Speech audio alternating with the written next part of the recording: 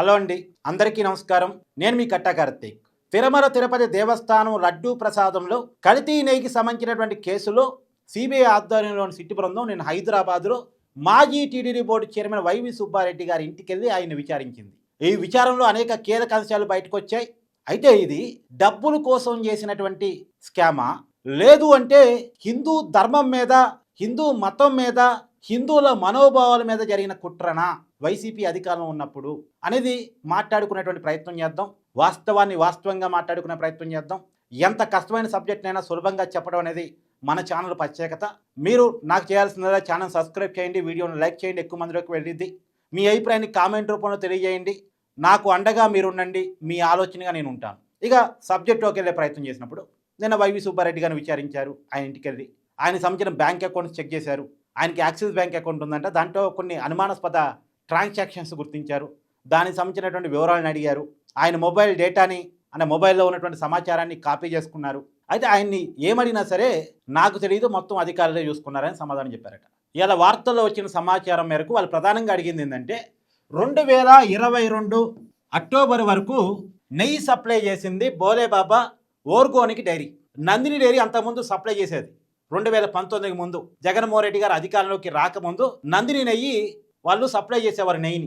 కానీ వాళ్ళని పక్కన పెట్టి, నందిని డైరీని పక్కన పెట్టి ఈ ఉత్తరాఖండ్కి సంబంధించిన బోలేబాబా ఓర్గోనిక్ డైరీకి టెండర్ ఒప్పచెప్పారు. నిబంధనలకు విరుద్ధంగా ఒప్పచెప్పారు. టెండర్లో ఉన్నటువంటి నిబంధనలు మార్చి మరీ ఒప్పచెప్పారు. ఎందుకు ఇలా చేయాల్సి వచ్చింది అనేది ప్రధానంగా అడిగే ప్రయత్నం చేశారట. తర్వాత కూడా 2024 వరకు ఏఆర్ డైరీ, వైష్ణవి డైరీ, ఈ 2 డైరీలని అలో చేశారు. ఈ 2 డైరీలకు కూడా నెయ్యి మళ్ళా బోలేబాబా డైరీ నుంచే వచ్చేదట. మరి దీన్ని మీరు గుర్తించలేదా? గుర్తించి చూసి చూనట్టుపోయారా? దేనికి ఇలా చేశారు అనేది ప్రధానంగా అడిగే ప్రయత్నం చేశారట. అన్నిటికీ వైవి సుబ్బారెడ్డి గారి సమాధానం నాకేం తెలియదు, అంత అధికారులే చేశారు అనేది.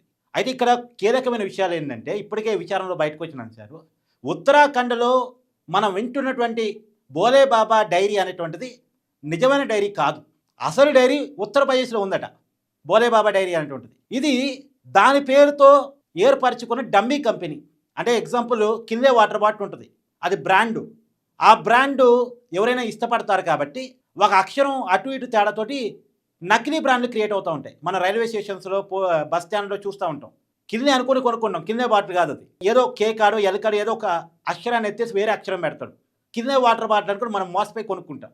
అలా నకిలీగా ఏర్పరచుకున్నటువంటి డైరీ అట బోలేబాబా ఓర్గోనిక్ డైరీ. మామూలుగా మనం ఆర్గానిక్ అంటాం కదా, కావాలని పదాన్ని మార్చాడు, ఒక అక్షరాన్ని మార్చి ఓర్గోనిక్ డైరీ అని పెట్టుకున్నాడు. ఇది బ్లాక్ లిస్ట్ లో ఉన్న కంపెనీ. దీనికి పాల సేకరణ లేదు. పాల సేకరణ లేని కంపెనీకి టీటీడీ టెండర్లో పాల్గొనేటువంటి హక్కు కూడా లేదు. కానీ పాల్గొన్నాడు, టెండర్ దక్కించుకున్నాడు, నెయ్యి సప్లై చేశాడు. పాల సేకరణ లేకుండా, వెన్న సేకరణ లేకుండా నెయ్యి సప్లై చేయగలిగాడు, టెండర్ దక్కించుకోగలిగాడు. ఎలా సాధ్యం? మళ్ళా నెయ్యి ఎలా సప్లై చేశాడు అంటే దానికి ఒక కథ వస్తుంది బయటకి. ఏంది? ఇదే డమ్మీ కంపెనీ అనుకోండి, ఈ డమ్మీ కంపెనీ ఇంకో డమ్మీ కంపెనీని క్రియేట్ చేసింది, ఇంకో సూట్ కేసు కంపెనీని 2019లో క్రియేట్ చేశారు. ఆయన ఢిల్లీలో క్రియేట్ చేశారు, ఒక డమ్మీ కంపెనీ క్రియేట్ చేశారు. ఈ కంపెనీ 2024 వరకే ఉంది. మళ్ళీ అంటే జగన్మోహన్ రెడ్డి అధికారంలోకి వచ్చాక ఏర్పడింది. జగన్మోహన్ రెడ్డి గారు అధికారం నుంచి పోయే ముందు క్లోజ్ అయింది. ఈ కంపెనీ ఏం చేసేది? మలేషియా నుంచి పామాయిల్ కెమికల్స్ తెప్పించుకునేదట, ఇండస్ట్రియల్ కెమికల్స్ తెప్పించుకునేదట. వాటితోటి నెయ్యి తయారు చేసేదట.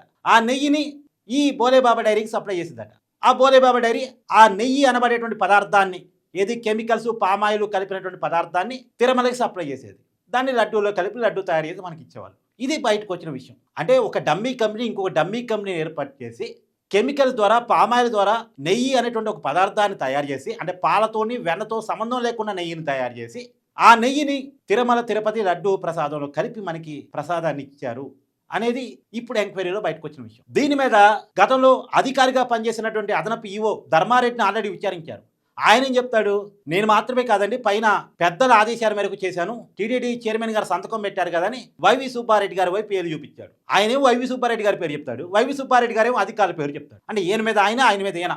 నేరం జరిగిందనేది ఒప్పుకున్నారు, తప్పు జరిగిందనేది ఒప్పుకున్నారు, కానీ నేను చేయలేదు, నాకేం తెలియదు, మొత్తం వాళ్ళే చేశారని ఒకరి మీదకి ఒకరు దోసేసుకుంటున్నారు. ఇక నేరం జరగలేదు, తప్పు జరగలేదు అని బుకాయించడానికి లేదు. మళ్ళీ ఇదేం ఎంక్వైరీ? వైవి సుబ్బారెడ్డి గారు లోకల్లో రాష్ట్ర ప్రభుత్వం చేసిన సిట్టు మీద నమ్మకం లేక సుప్రీంకోర్టుకి పోయి మరి ఏపించుకునేటువంటి దర్యాప్తు సంస్థ.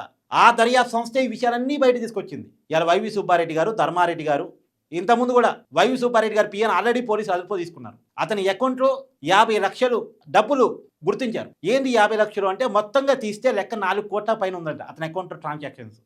అతనికి మొత్తం కలిపిన అతని జీతభత్యాలు, అతని ఆదాయం మొత్తం కలిపిన 65 లక్షలు ఉండదట. 4 కోట్లకు పైగా ఆదాయం నీ అకౌంట్‌లోకి ఎట్లా వచ్చిందంటే, నా సేవలు మెచ్చి దాతలు ఇచ్చారు అన్నాడు. దాతలు ఇస్తే దేవుడికి ఇస్తారు. ఇలాంటి పిఏలకి ఇస్తారా? ఏం సేవ చేశాడు అంతగానం? వైవి సుబ్బారెడ్డి గారి పిఏ ఏం సేవ చేశాడని అతనికి దాతలు డబ్బులు ఇచ్చారు, కోట్ల డబ్బులు ఇచ్చారు. ఏంటో ఆ సర్వీస్ కోట్లు దాతలు డబ్బులు ఇచ్చే సర్వీస్ ఏందో చెప్తే అందరూ అదే పని చేసుకుంటారు కదా. అయితే ఇక్కడ ఈ తిరుమల తిరుపతి దేవస్థానంలో లడ్డూలో కలిపే నెయ్యి కోసం మామూలుగా టెండర్ అనేది 240 కోట్ల రూపాయలది. ఈ 240 కోట్లలో అవినీతి జరిగింది. ఇప్పుడు సిట్టు మోపుతుంది ఇది కదా. ఈ 240 కోట్లు కమిషన్ తీసుకొని టెండర్ వాళ్ళకు అప్పచెప్పారు. బోలేబాబా డైరీకి డబ్బులు తీసుకొని అంటే ముడుపులు తీసుకొని టెండర్ అప్పచెప్పారు. అర్హత లేకపోయినా అప్పచెప్పారు. ఇది కదా అభియోగం. అయితే ఇది కమిషన్ల కోసం చేశారా? లేదు అంటే హిందూ ధర్మం మీద జరిగిన కుట్ర. మామూలుగా 240 కోట్ల కోసం వీళ్ళు కుంభకోణం చేశారు అనుకోవడానికి ఏం లేదు. వీళ్ళు కుంభకోణం చేయడానికి చాలా విషయాలు ఉన్నాయి. 1000 కోట్ల రూపాయలు కుంభకోణం చేసినటువంటి కేసులు చాలా ఉన్నాయి. ఈ 100 కోట్లలో అవినీతి చేస్తే ఎంత వస్తుంది? ఇది కాదు. హిందూ ధర్మం మీద కుట్ర చేశారు.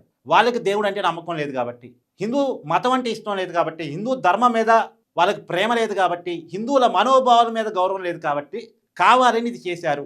ఇప్పుడు ఈ చర్చ కూడా వస్తూ ఉంది. దానికి కారణాలు ఉన్నాయి. ఇప్పుడు జగన్మోహన్ రెడ్డి గారు గతంలో డిక్లరేషన్ ఇవ్వటం ఇష్టం లేక తిరుమల రాలే. మీకు తెలుసు కదా. కేవలం డిక్లరేషన్ ఏముంటుంది? నేను వెంకటేశ్వర స్వామి మీద భక్తితోనే వచ్చాను, హిందూ మతం మీద గౌరవంతోనే వచ్చానని ఉంటుంది. దాని మీద సంతకం పెట్టి దేవుని దర్శించుకోవచ్చు. అదేం ఆస్తులు రాసి అనేది కాదు. కానీ దాని మీద సంతకం పెట్టడం ఇష్టం లేక జగన్మోహన్ రెడ్డి గారు తిరుమల రావటం మానేసుకున్నారు. ఒకటి. రెండోది, ఆయన అధికారంలో ఉన్నప్పుడు తిరుమల సెట్ ఇంట్లో వేయించుకున్నారు. ఇలా వేయించుకున్న రాజకీయ నాయకుడు ఈ దేశంలో ఇంకెవరూ లేరు. వెంకటేశ్వర స్వామిని దర్శించుకోవాలంటే తిరుమలే వెళ్తారు. తిరుమల వెళ్ళి కొండెక్కి దేవుని దర్శించుకొని వస్తారు. కష్టమైన ఇబ్బంది అయినా తిరుమల వెళ్ళే దర్శించుకుంటారు. కానీ జగన్మోహన్ రెడ్డి గారు మాత్రం తిరుమల సెట్ ఇంట్లో వేయించుకున్నారు. ఆ దేవుని మీద భక్తి భయం లేని వాళ్ళే అలా చేస్తారు అనేది. తర్వాత ఆ రోజు లడ్డూ ప్రసాదాన్ని తీసుకోవటానికి వాళ్ళ ఇంట్లో వాళ్ళు ఇష్టపడలేదు. టిష్యూ పేపర్లో పక్కన పెట్టారు. ఈ వార్త కూడా మనం గతంలో చూసాం. ఇది మాత్రమే కాదు, గతంలో జగన్మోహన్ రెడ్డి గారు అధికారంలో ఉన్నప్పుడు హిందూ దేవాలయాల మీద జరిగిన దాడి, విగ్రహాల మీద జరిగిన దాడి, తలకాయలు తీసేయటం విగ్రహాలే, చేతులు కట్ చేయటం విగ్రహాలే, రథాన్ని తగలబెట్టడం, చాలా ప్రముఖ దేవాలయాల మీద దాడి జరిగింది. కాబట్టి ఇవన్నీ ఒకటొకటి క్యాలిక్యులేట్ చేసుకున్నప్పుడు మళ్ళా కల్తీ నెయ్యిని కేవలం తిరుమల ప్రసాదంలో కలిపారంటే కాదు, చాలా దేవాలయాల్లో కలిపారట. మళ్ళీ ఇదంతా కేవలం హిందువుల మనోభావాన్ని కించపరచడం కోసం, హిందూ మతాన్ని అగౌరవపరచడం కోసం, హిందువుల మనోభావాన్ని దెబ్బతీయడం కోసం చేసిన స్కామా, లేదు ఈ 240 కోట్లలో ముడుపుల కోసం చేసిన స్కామా? మీ అభిప్రాయం ఏంటి అన్నది కూడా కామెంట్ రూపంలో తెలియజేయండి. Thank you.